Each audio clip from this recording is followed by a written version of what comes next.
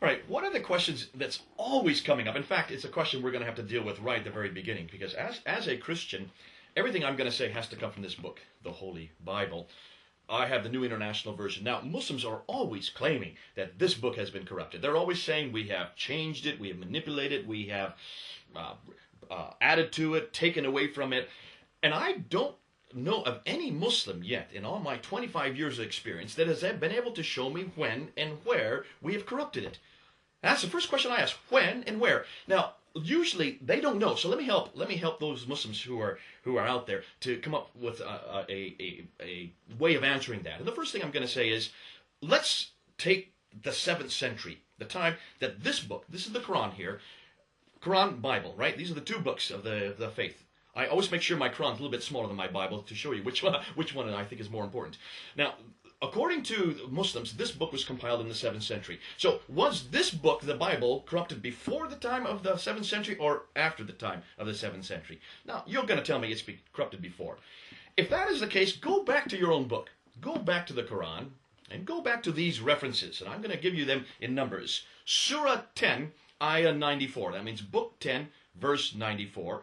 Surah 21, Ayah 7. If you look at both those, 1094 and Surah 21:7, they both say, if you have any question, go to the people of the book. Go to the people of this book. Surah 29 is even better. Surah 29, Ayah 46 says, do not argue with the Christians. You're not to argue with me. I use that one all the time at Speaker's Corner. It's great. You're not to argue with me. Why? Because we have been given the Tawrat in the Injil. That means the Torah of Moses. And the Injil, that means the Gospel of Jesus. As a sign for you. Surah 4, Ayah 136. That's even better. Surah 4, Ayah 136 says, and I'll quote it, O ye Muslims, go to that which has been given to you from before you. Those scriptures that have become before you. That's this book here. They are signs for you. And then Surah 5, Ayah 46 and 47, then also Ayah 68, says to me, O ye Christians, go back to that which God has given you. That's this book here. For they are signs for you. So now I've just given you 5 references. Surah 1094, Surah 21:7, Surah 29:46, Surah 4:136, 5, 46 and 47, and verse 68, telling you Muslims to come back to this book. Now, why in the world would your Allah tell you in this book, in your Quran, to go to a corrupted scripture? To go to something that has been changed, that has been manipulated, that has been basically abrogated by this book? It doesn't make sense. Usually my Muslim friends will always say, well, okay, it's not before the 7th century, it comes after the 7th century. Now, I love it when they say that, because if they believe that this book has been corrupted after the 7th century, then they're going to have to deal with all the manuscript evidence. There's an enormous amount of manuscript evidence. Oh, my goodness. What do we have? We have about 24,000 manuscripts, a good 5,300 Greek manuscripts, 10,000 Latin Vulgates, another 9,000, over 9,000 from in other versions. Now, they're not all early. I know, they're not all early. In fact, there's the earliest 230 are the most authoritative one. The earliest 230 are written before the 6th century, but that's still 100 years before the Quran was put together. So that's a good bit of time. And it's those 230 that we're looking at. Manuscripts, such as the Bodmer Papyrus, which is there in Switzerland, or the John Rylands manuscript, which is up here in Manchester, both of which have portions of the book of John from the 2nd century. 2nd century. We're not talking about the 7th, we're talking about the 2nd. You also have the Chester Beatty manuscripts over there in Dublin. In the Chester Beatty manuscripts, you have all 4 of portions of the books of the Gospels. You have parts of the book of Acts and also of the book of Revelations, all from the 3rd century. Then if you come right here to London, where I live, go down to the British Library and you'll see the Sinaiticus, the entire New Testament, written in Greek from the 4th century. Right next to it is the Alexandrinus, which is the entire Bible written in Greek from the 5th century. That's 200 years before the Quran even came to existence. So if we had corrupted it after the 7th century, we'd have to go back to every one of those 24,000 manuscripts, 230 which predate the 6th century, all those ones I've just mentioned right now, and change every one of them. But that's not all. We've also got 15,000 translations in 11 different languages. Now stop and think.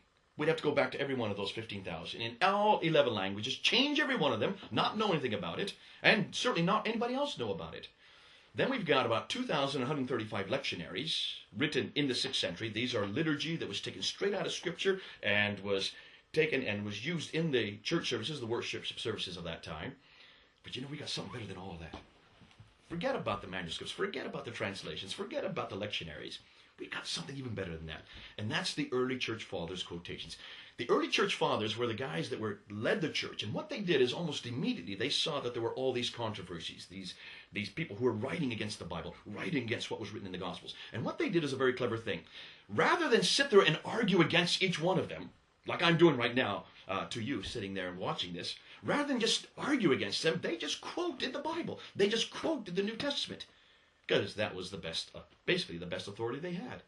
And it made sense. So what has happened is there have been two individuals, Sir David Dalrymple and Dr. Jean Burgon, right here in London, have gone through and they pulled together as many of these quotations as they could find, and they've come up with 86,000 quotations. Now, Dr. Jean Burgon wanted to find out how many of these quotations predated the 4th century. That means predated the Sinaiticus, which is the earliest of the entire New Testament. And you know what he found? He came up with 36,000 quotations from Origen, from Ignatius, Irenaeus. These were the earliest church fathers predating the 4th century. But he went one step further. He took these 36,000 quotations and put them in a chronological fashion, starting with Matthew, going all the way to Revelation. When he put them in order, he noticed that he could reproduce the entire 27 books of the New Testament, all verses of all 27 books, except for 11 insignificant verses, before the 4th century. Now stop and think what I've just said. Look and see what that means. That means we could reproduce the entire New Testament, all 27 books, except for 11 insignificant verses. There's over 5,000 verses in the New Testament. All of it before the 4th century. That's 300 years before the Quran even came to existence. Where in the world can Muslims say that this has been corrupted? That it's been corrupted even before? They're going to have to go back to their own Quran and dispute with it. If they say it's been corrupted after the 7th century, they're going to have to deal with just the enormous amount of manuscript evidence, 24,000 of them. Translations, 15,000 in 11 languages. Lectionaries, over 2,000. And of course, the early church fathers' quotations. There's no other piece of literature, secular or sacred, that can make the claim I've just made for our New Testament. Please, for heaven's sakes, don't say we have corrupted our scripture unless you can source it. Unless you can answer those two little questions, where and when. I'm still waiting. I know you can't.